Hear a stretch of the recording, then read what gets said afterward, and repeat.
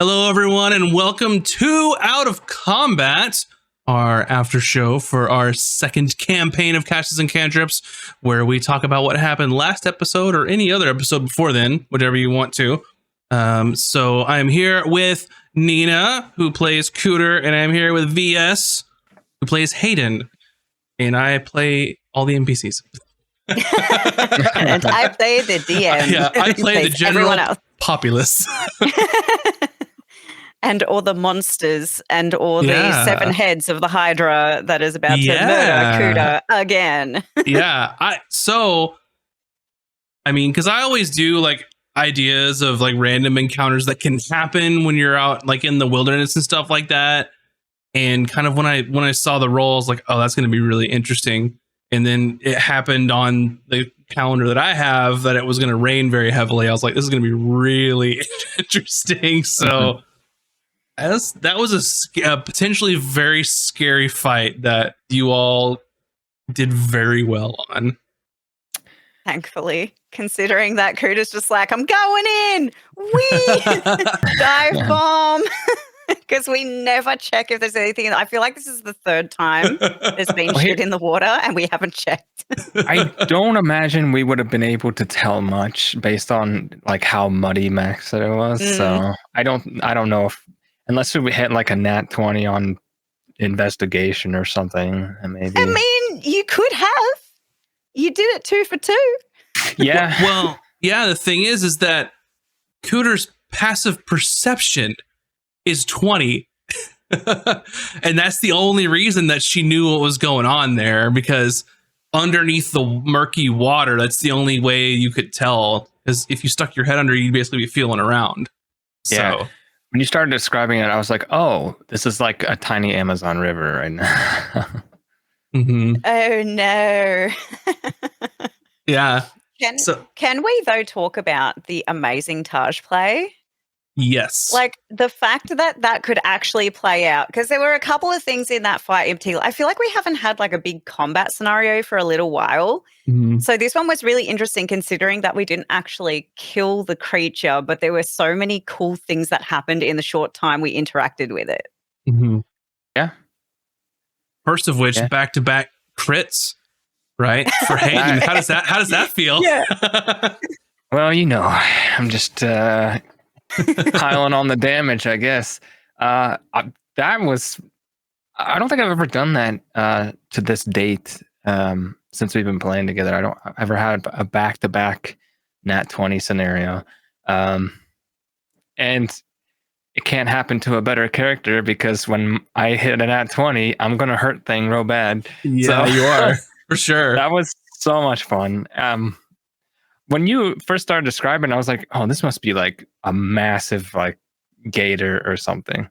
Mm-hmm. So, and I didn't look at the name of the creature or anything. So when you said I cut its head off, I was like, oh, danger averted. We're good. And that was my genuine reaction when I came up and said like, all clear. And then you're like, nope, Hydra. And I'm like, oh. And that's the reaction that I wanted. And I'm glad that you thought it was like a big gator or something, because the description of a Hydra in D&D anyways is some reptilian with like a crocodilian body. So without knowing it's got a whole bunch of heads, it's like a huge You croc. just described like big, scaly, and massive jaws holding Cooter. And I was like, oh, well, that's, It was interesting, though, because I feel like there was a moment where we were like, oh, that was easy. That was almost too easy. This seems suspicious. Oh, I started thinking there could be more than one of whatever it was. Like, maybe I killed one, but there's more. Nope.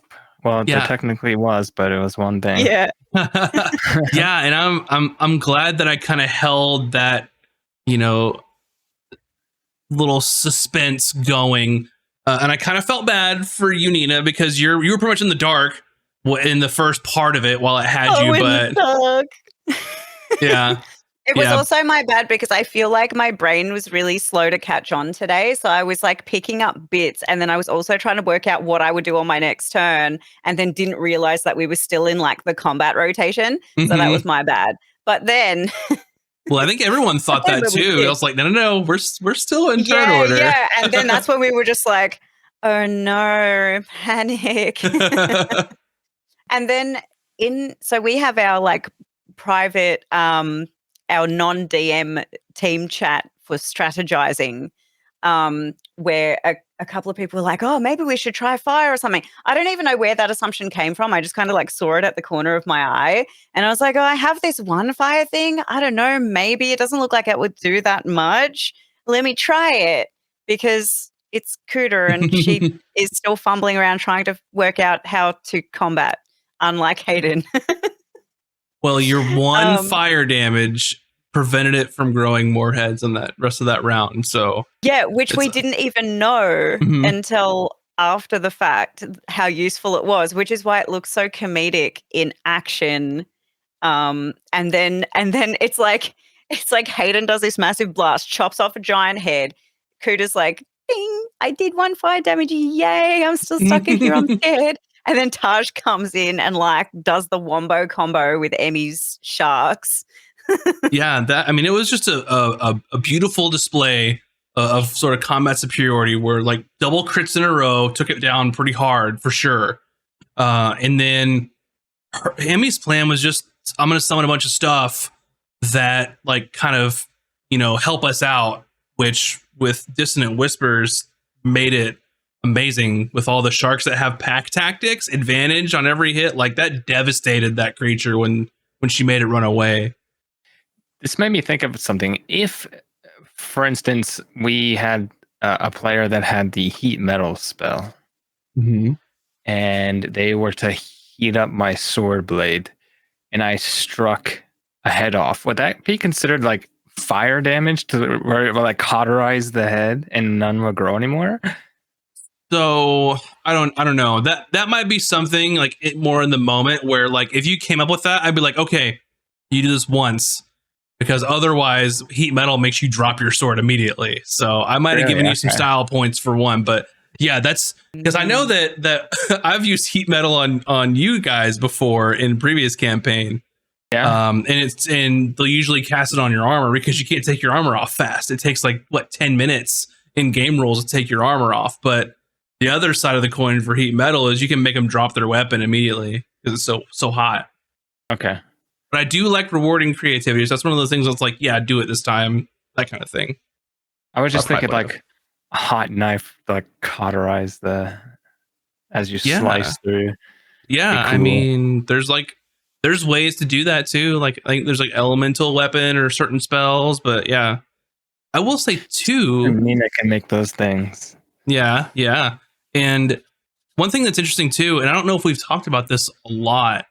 But like if you're ever wondering like what is this thing and what does it do, it's totally viable. You'll use your turn, but just to use an investigate check as your turn, because that can uncover things about the creature in the middle of combat that could kind of help you along the way. It's like that like administrative stuff that new players take a long time to learn, like me. Yeah. So that's something that Kudo would be great at, probably.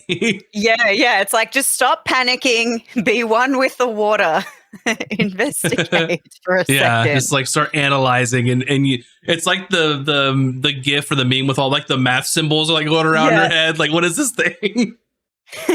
What is happening? We also need to utilize Hayden more for investigative. Just like turn him into a journalist, basically. Just go around asking people things. Yeah. You can be like our little investigative reporter man. I mean, yeah, there's a skill set he has, which really hasn't been explored yet.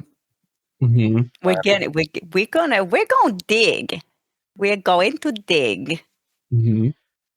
Yeah, I mean, after we harass Azric about his whole like being a moody tootie. Yeah.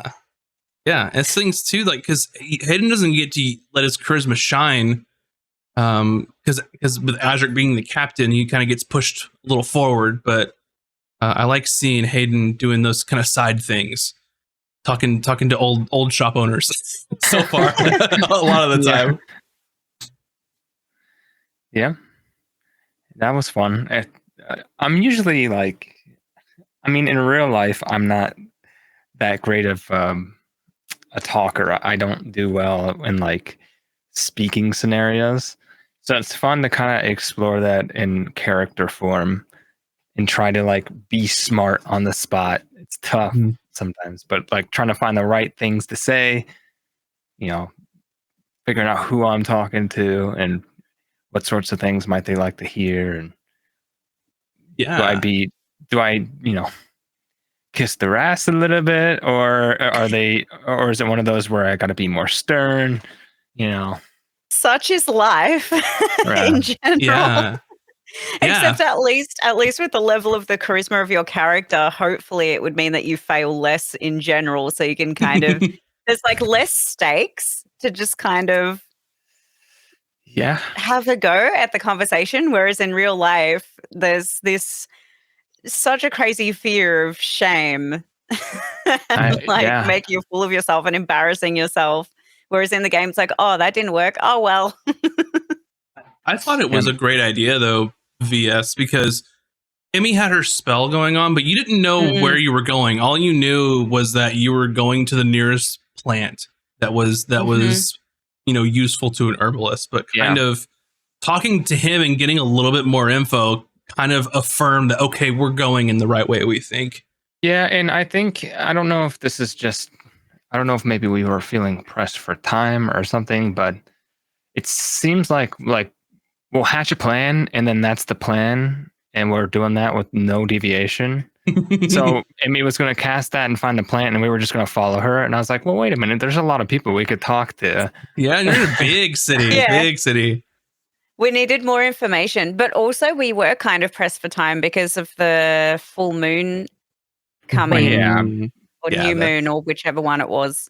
Full moon. One of the moon phases, Full moon, yeah. So that is the time constraint that you all have, is you're figuring out how to get this flower tomorrow, like the next evening, I guess, pretty much.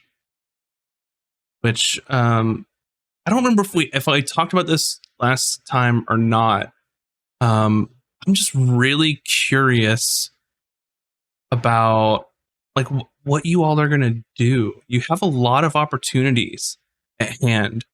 And I know you need to get the flower and stuff, but I know that Cooter really wants to get her hands on some restricted texts and do some research. Really does.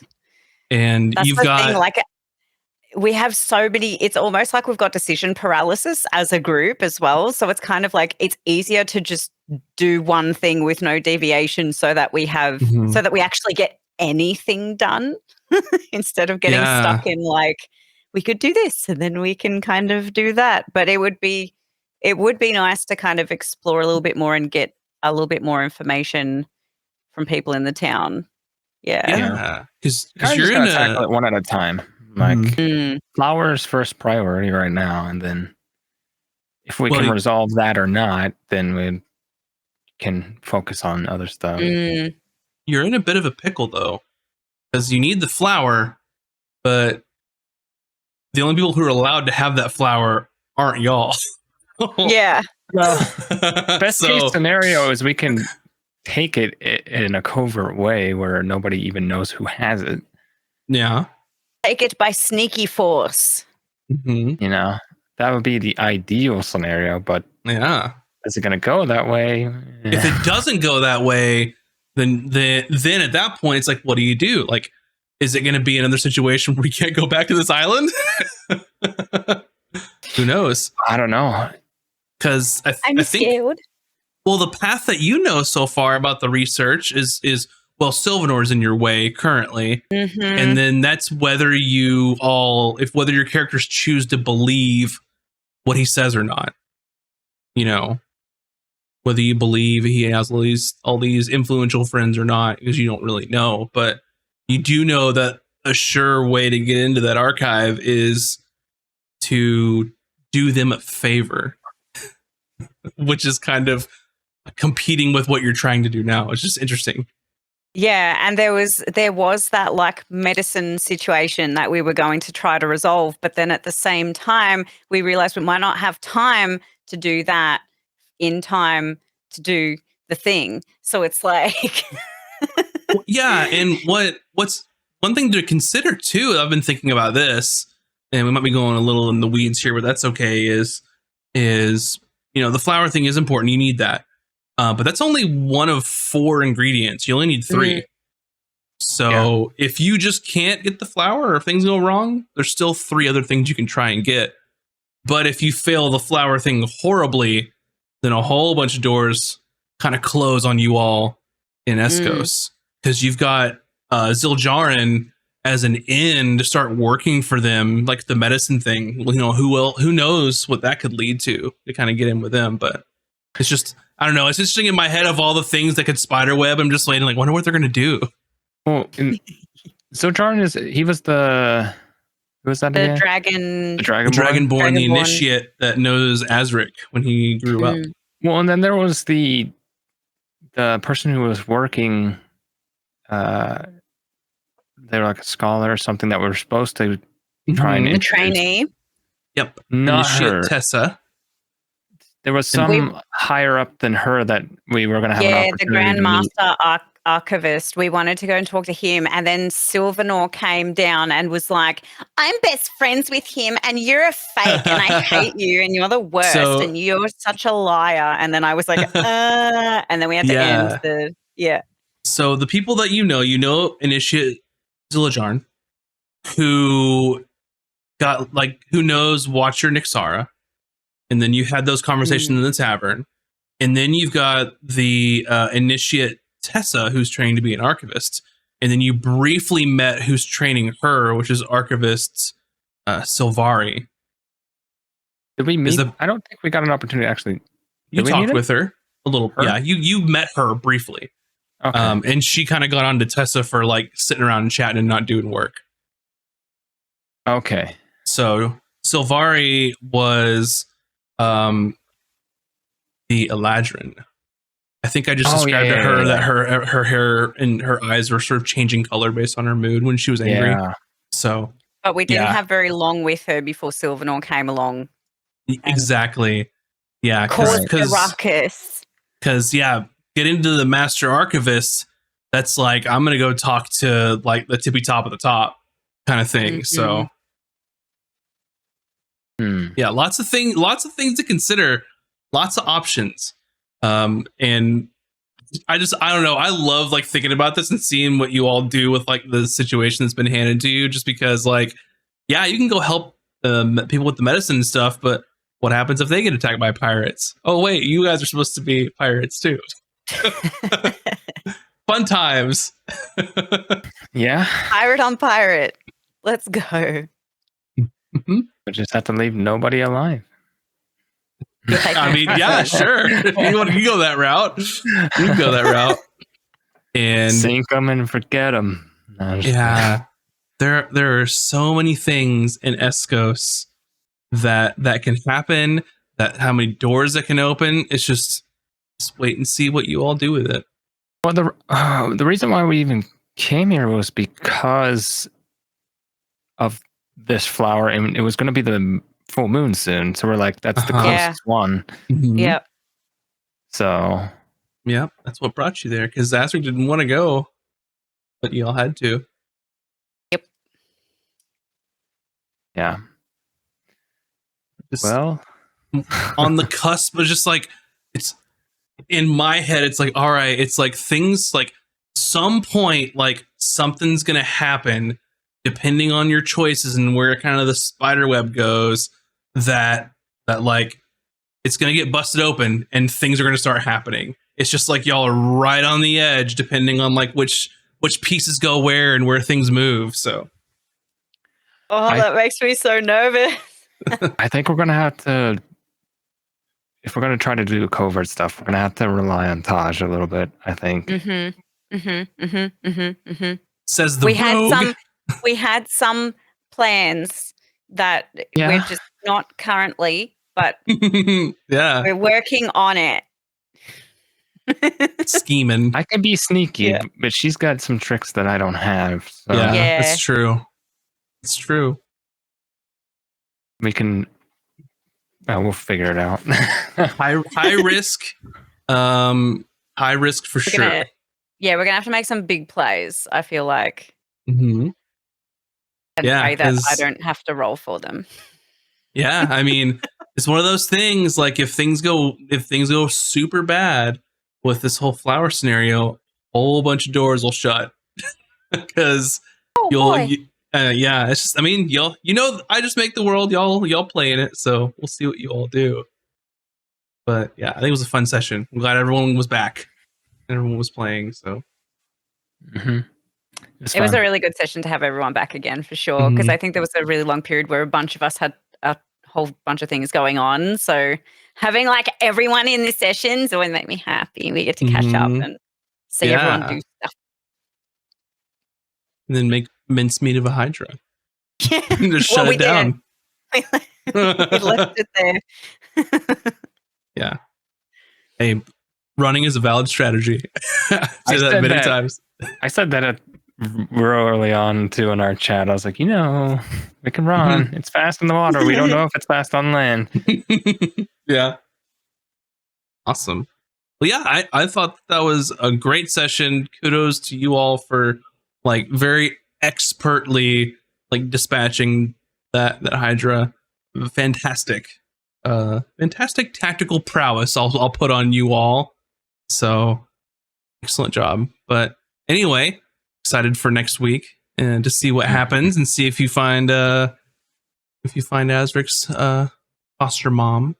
So with that, thanks for watching and or listening, and we'll see you all in the next session. Bye. Bye. Yeah.